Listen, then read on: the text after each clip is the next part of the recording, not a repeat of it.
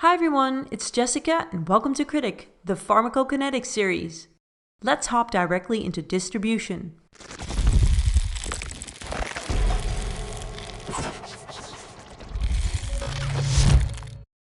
After a drug enters the systemic circulation, it will not want to stay there.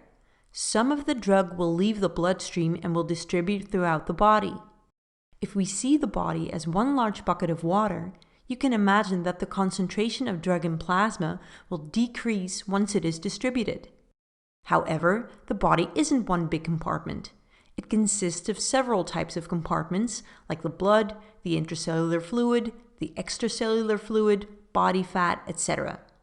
So drug distribution is generally uneven, depending on certain drug characteristics.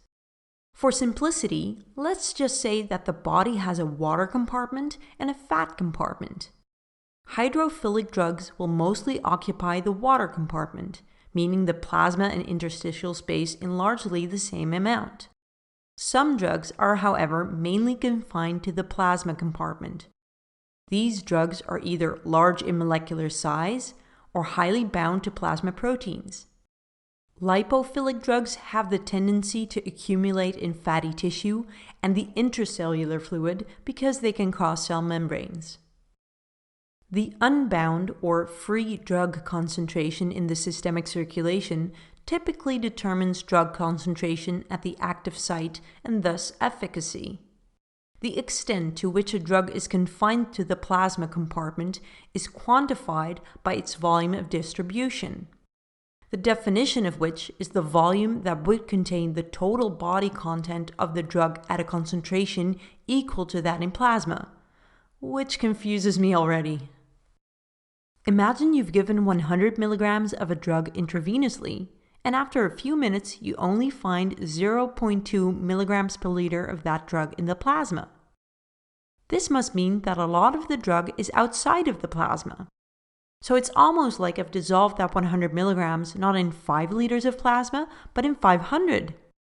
This drug has a large volume of distribution. As you can see, it's a way of quantifying the accumulation of a drug outside of the plasma.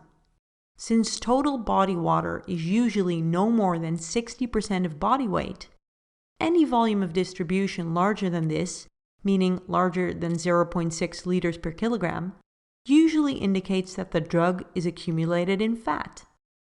So drugs that accumulate in fat have a high volume of distribution, and drugs that remain in the circulation tend to have a low volume of distribution. So why is this important? You can imagine that if a drug has a high volume of distribution, it will take quite some time to get your desired drug concentration in plasma if you don't, quote-unquote, fill up the bucket first. In other words, drugs with high volume of distribution usually require a loading dose. Please note that the plasma concentration after a loading dose is therefore only dependent on the volume of distribution and not on clearance, explained in the next video. And that's it for distribution. I'd love to hear your thoughts in the comments below. Please share this video if you liked it or give it a thumbs up. Until next time when we'll talk about clearance.